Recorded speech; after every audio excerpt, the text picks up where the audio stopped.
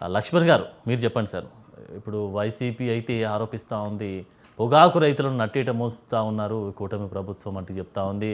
పొగాకుకు సంబంధించి చూస్తే అసలు పండినటువంటి దాంట్లో ఈవెన్ 10% అన్న కొన్నారా అనేటువంటి ప్రతిపాదన కూడా వస్తూ ఉన్నాయి. ఎక్కువ మొత్తంలో పండించినటువంటి పొగాకు సంబంధించి కొనుగోలు మాత్రం అసలు నత్తనడకన సాగుతూ ఉంది అంటూ కూడా చెప్తున్నటువంటి వైనంగా అనిపిస్తాం. దీనికి సంబంధించి మీరేమంటారు సార్? పొగాకు అన్నది కమర్షియల్ క్రాప్. దేశంలోనే 2వ స్థానం ఆంధ్రప్రదేశ్ది. అంటే పండించడం ఎక్కువగా ఎగుమతుల మీద ఆధారపడి ఉంది.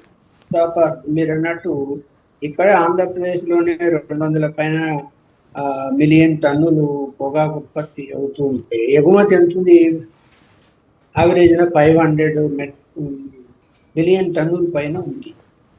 అంటే సగము ఇక్కడి నుంచి ఎగుమతి చేయాల్సిన అవసరం ఆంధ్రప్రదేశ్. సో రైతులు కమర్షియల్ క్రాప్ కాబట్టి దాని మీద ఆశలు పెట్టుకుంటారు, పండిస్తారు, ఆదాయం ఎక్కువ వస్తుంది అనుకుంటారు. అందులో తప్పైతే రైతుల వైపు నుంచి మనం ఏమి చెప్పాల్సింది లేదు. ప్రభుత్వము వాటికి గిట్టుబాటు ధర ఒకటి, రెండోది ఇవి కొనుగోలు కూడా జరగాలి. సో వాటి విషయంలో కొంత నిర్లక్ష్యం కనిపిస్తున్నట్టు మనకు క్లియర్గా అర్థమవుతుంది రైతుల యొక్క రియాక్షన్ బట్టి. ఇప్పుడేమంటుంది, ఏదో నామికా వార్త మేము అవి చేస్తున్నాం, ఇవి చేస్తున్నాం, 50,000 రూపాయలు వడ్డీ లేని రుణం ఇస్తున్నాము, దాదాపు 40,000 మంది రైతులు ఉన్నారు అనేటువంటి లెక్క చెప్పు. 50,000 వడ్డీ లేని రుణం ఇస్తే రైతు సమస్య తీరిపోతుందా? తీరిపోయే అవకాశమే లేదు అసలు. ముందు ఖచ్చితంగా పండిన పంటను కొనుగోలు చేయాల్సినటువంటి అవసరం ఉంది, గిట్టుబాటు ధర ఇవ్వాల్సిన అవసరం. ఇది ఎంతవరకు చేయగలుగుతున్నారు? సరే, రాజకీయంగా ఎవరు వాళ్ళు వాదన చేసుకోవచ్చు. మరి వైఎస్ఆర్సీపీ గవర్నమెంట్ లాంటి జగన్మోహన్ రెడ్డి టైంలో ఏం చేశారు, ఇప్పుడు ఏం చేస్తున్నారు, ఇప్పుడు గిట్టుబాటు ధర కంటే ఇప్పుడే ఎక్కువ గిట్టుబాటు ధర ఉంది, ఇవన్నీ కూడా చెప్తున్నారు. మరి వాస్తవాలు ఏంటి, ఏం జరుగుతుంది పరిస్థితి అన్నది మనకి ఇక్కడ రైతు మిత్రుడు పాల్గొంటున్నాడు కాబట్టి ప్రాక్టికల్ ప్రాబ్లం ఏంటి అనేది ఆయన చెప్పగలుగుతారని. ఇప్పుడు ఇక్కడ సరే కారణాలు అనేకం ఉంటాయి. ఏదైనా కూడా ఎగుమతి ఇతర దేశాలు దిగుమతి చేసుకునే పరిస్థితిని బట్టి రాష్ట్ర ప్రభుత్వము డిసైడ్ చేస్తుంది ఎన్ని ఎకరాల్లో పండిస్తే ఈ లిమిట్ ఎగుమతి చేయడానికి అవకాశం ఉంటుందని ఒక ఫిగర్ చెప్తుంది. ఇంకేంటి, రైతులకు ఇది కమర్షియల్ క్రాప్ కాబట్టి ఆశ ఉంటుంది, కొంత ఎక్కువ కూడా వేస్తారు.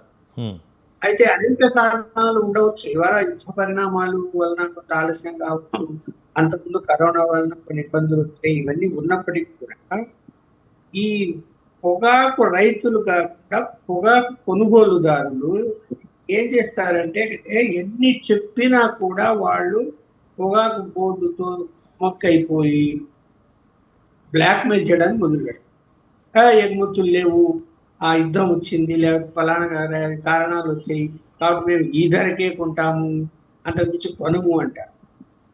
అప్పుడు ఎవరు చొరవ తీసుకోవాలి? కేంద్రం. అంటే పొగాకు బోర్డు ఎవరిది? కేంద్రం పొగాకు బోర్డుతో ద్వారా కొనుగోలు చేసి ఆ గిట్టుబాటు ధర నిర్ణయించి కొనుగోలు చేయగలిగితే, అయితే వాళ్ళు ఏం చెప్తారు, ఇంత లిమిట్ పెట్టాము, ఆ లిమిట్ వరకు మేము కొంటాము, లిమిట్ దాటితే మేము కొనమంటారు.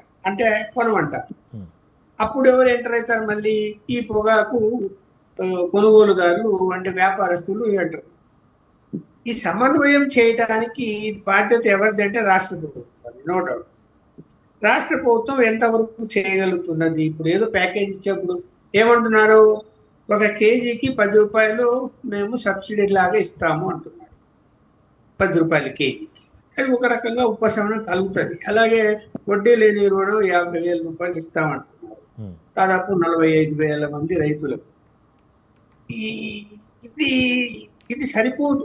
తను పండించిన పంటకు గిట్టుబాటు ధర కావాలి, తను పండించిన మొత్తం కొనుగోలు జరగాలి. ఇప్పుడు లిమిట్, ఇప్పుడు నువ్వు 100 కేజీలు పండిస్తే ఎగ్జాంపుల్ నేను 50 కేజీలు కొనుక్కుంటా అంటే మిగతా 50 కేజీలు ఎక్కడ పోవాలి? ఇక్కడ అది ఉపయోగించే అవకాశం లేదు కదా.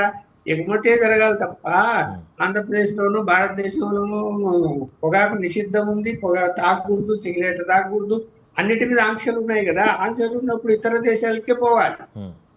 అందువల్ల ఏంటంటే ఆ రెండు అంశాల మీద ఏం చేస్తుంది కేంద్రం, ఏం చేస్తుంది? సరే, రాష్ట్ర ప్రభుత్వం ఉంది, రాష్ట్ర ప్రభుత్వం రైతులను ఆదుకోవాలా, కొంతవరకు మేము ఏదో ఒక 10 రూపాయల వరకు మేము కిలోకి ఇస్తాము అని ఆ సూచన లేకపోతే ఆ సహాయం వేరు.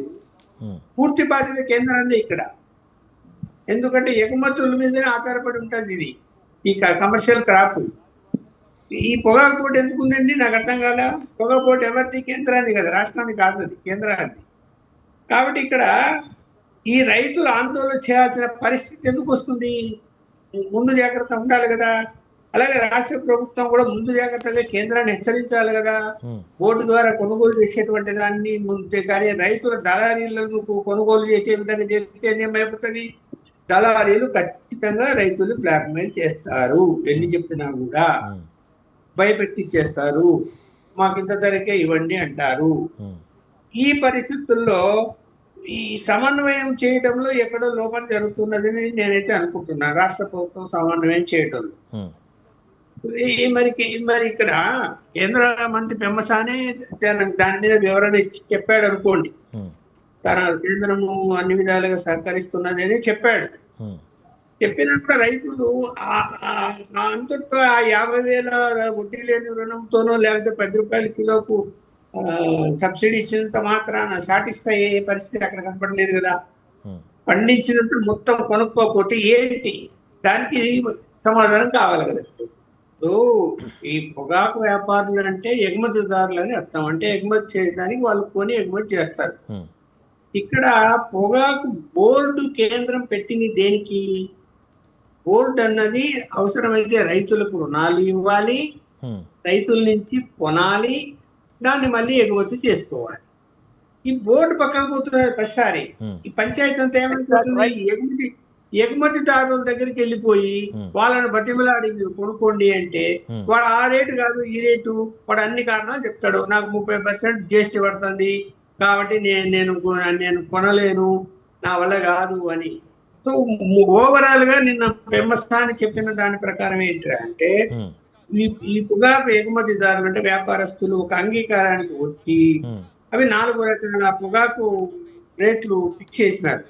ఏదో బ్రైట్ అనే రకానికి ఏమో 230 రూపాయలు కిలో, మీడియం రకానికి 190, లో రకానికి 110 అట్లా. సో ఈ కొనుగోలు రైతులు అంగీకరించారని మంత్రి చెప్తున్నాడు. మరి అది మన మిత్రుడు ఏం చెప్తాడో నాకు తెలియదు. రైతులు అంగీకరించారు ఆ ధరలు అని. అంగీకరించిన ధరలకు రైతులకు సమస్య లేదు అక్కడ. రైతులకు సపోర్ట్ గా రెండు అంశాలు అక్కడ మనకు కనపడుతున్నాయి. ఒకటి, ఈ రేట్లు కాకుండా ఒక 10 రూపాయలు రాష్ట్ర ప్రభుత్వం ఇవ్వబోతున్నది. ఏది? సబ్సిడీ. అంటే దాదాపు 100 కోట్లు వరకు ఖర్చు పెట్టాల్సి వస్తుంది. రాష్ట్ర ప్రభుత్వం సబ్సిడీ ఇవ్వాల్సి వస్తుంది. అలాగే కేంద్ర ప్రభుత్వం నుంచి ఏమి ఉన్నది అంటే మనకైతే అక్కడి నుంచి వీళ్ళు ఏం చేస్తున్నారు ఏమిటి అనేది ఏమీ కనపడడం లేదు. ఆ రుణం తీసుకునే విషయంలో మరి ఆ సబ్సిడీ ఇప్పుడు బ్యాంకులు 50,000 రూపాయలు వడ్డీ లేని రుణం ఇస్తారు 2 సంవత్సరాలు. ఆ వడ్డీ కట్టాలి, కేంద్రం కట్టదు, రాష్ట్ర ప్రభుత్వమే కట్టాలి. సో దాన్ని సిద్ధపడింది రాష్ట్ర ప్రభుత్వం. సో ఒక విధంగా ఏంటంటే సమన్వయం చేస్తున్నారు, కానీ ఇది సమస్య అన్నది ప్రతి ఏడాది ఉత్పన్నం అవుతుంది. దీన్ని పొగాకు పోటును స్ట్రెంథన్ చేసి ఈ జిఎస్టీని తగ్గించి రైతులకు న్యాయం చేసే విషయంలో ముందు కేంద్రం రాగలిగితే మరి కేంద్రాన్ని ఒప్పించే బాధ్యత ఎవరిది? ఎన్డీఏ కూటమి. మన వెంకటేశ్వర రెడ్డి గారు చెప్పినట్టు ఉన్నది ఎవరు? ఇక్కడ మీరే ఉన్నారు, అక్కడ మీరే ఉన్నారు అన్నప్పుడు ఖచ్చితంగా ఇక్కడ ఈ కూటమి ప్రభుత్వానికి రాష్ట్రంలో బాధ్యత ఉంది. అది బీజేపీ వాళ్ళు కానీ, తెలుగుదేశం వాళ్ళు కానీ, జనసేన వాళ్ళు కానీ కేంద్రాన్ని ఒప్పించగలిగితే ప్రతి ఏడాది ఆ సమస్య రాకుండా పరిష్కారం అయ్యే అవకాశం కనపడుతుంది. అంటే ప్రతి ఏడాది సమస్య వాళ్ళు ఎంటర్ అయిపోతారు. ఎగుమతిదారుడు వాడు డిస్మెంట్ చేస్తాడు, వాడి సమస్య చెప్తాడు, నేను కొన్నంటాడు, తీసుకుంటాడు, వాడిని బతిమిలాడాలి. ఇప్పుడు బతిమిలాడి నేను ఇందాక చెప్పిన రేట్లకు ఒప్పించారు. మరి ప్రతి సంవత్సరం ఇదేనా పంచాయతీ? ఒక సిస్టమ్ అనేది ఉండాలి కదా. పొగాకు బోర్డు ఏం చేస్తున్నట్టు అర్థం కాదా? సో ఈ విషయంలో కాస్త రాష్ట్ర ప్రభుత్వం లక్ష్మణ్ చొరవ గారు, తీసుకుంటే బాగుంటుంది. పొగాకు బోర్డు ఏర్పడి 51 సంవత్సరాలు దాటింది అయినా కూడా ఇదే రిపీట్ అవుతుందంటూ కూడా విజయభాస్కర్ గారు చెప్పినటువంటి సిచ్యువేషన్ చూస్తూ ఉన్నాం. మరి దీనికి సంబంధించి మీరు ఏం చెప్తారు? ఇప్పుడు ఎలాంటి సిచ్యువేషన్లో అయినా కూడా మార్చేటువంటి క్యాపబిలిటీ ప్రభుత్వాలకు ఉంటుంది. సో మరి ఎందుకు లోపం ఎక్కడుంది అంటారు? పొగాకు బోర్డు ఆ గుంటూరులోనే ఉంది, ఎక్కడో లేదు. ఉమ్, అది దానికి ఒక చైర్మన్, దానికి ఒక కమిటీ ఉంది. ఉమ్, ఇప్పుడు నాకు తెలిసిన మేరకు బీజేపీకి సంబంధించిన వాళ్ళే చైర్మన్ గా ఉంటున్నారు గత 5-6 సంవత్సరాల నుంచి. ఉమ్, మరి ఏం చేస్తున్నట్టు వాళ్ళు నాకు అర్థం కాలేదు. మరి ఆ ఒత్తిడి వీళ్ళు కూడా రాష్ట్ర ప్రభుత్వం కూడా వాళ్ళ మీద తీసుకురావాలి కదా. ఉమ్, ఉమ్, మా దగ్గర మేము కొనుగోలు చేయము అనేసి మొండికేసి కూర్చొని వ్యాపారస్తులకు వదిలేస్తున్నారంటే నాకు ఏమనిపిస్తుందంటే పొగాకు బోర్డు పరిపాలకులు కూడా వ్యాపారస్తులతో కుమ్మక్కవుతున్నారేమో అని నేనైతే ఆరోపణ చేయగలను. ఉమ్. అంతే కదా. అందుకే లేట్ మరి అవుతుందంట. బోర్డు ఏం చేస్తుంది? కొనట్లేదు బోర్డు ఏం అంటారా? చేస్తుంది? ఉమ్, మన ఎగుమతిదారులతో మీరు కుమ్మక్కైపోయి ధరలు తగ్గించే పరిస్థితి తీసుకొస్తే నష్టపోయేది ఎవరు? మధ్యలో రైతే కదా. అవును. మీరు ఒకటైపోతారు, మీకు బాగానే ఉంటారు. రైతులు ఏమైంది? ఆ గిట్టుబాటు ధర ఎందుకు ఇవ్వలేని పరిస్థితి వచ్చింది? ఈ కారణాలని చెప్తారా? 30% జీఎస్టీ ఉంది, ఎగుమతులు ఇవాళ యుద్ధ పరిస్థితులు వచ్చినాయి అన్ని. ఇప్పుడు ఎన్ని చెప్పినా కూడా యుద్ధ పరిస్థితులు ఉన్నా కూడా ఎగుమతులు అన్నది తగ్గాయి కానీ ఆగిపోలేదు. ఉమ్, ఎగుమతులు జరుగుతూనే ఉన్నాయి. అనేక ఉత్పత్తులు ఈ భారతదేశం నుంచి ఇతర దేశాలకు వెళ్తూనే ఉన్నాయి. ఉమ్, ఎప్పుడో 2-3 రోజులు కార్గో ఈ ఫ్లైట్ ఆలస్యంగా బయలుదేరడం వలన కొంత ఇబ్బంది వచ్చిందేమో తప్ప ఉమ్, ఓవరాల్ గా ఇబ్బంది అంటే ఏమీ లేదు. ఉమ్, చెప్పాను కదా, 5,000 పైన మిలియన్ టన్నులు మనకు ఎగుమతి చేసుకున్నప్పుడు ఉమ్, ఒక సగము అందులో మనము ఆంధ్రప్రదేశ్ నుంచి చేస్తున్నాము అంటే కేంద్రం ఎన్ని జాగ్రత్తలు తీసుకోవాలండి ఆంధ్రప్రదేశ్ విషయంలో? ఉమ్.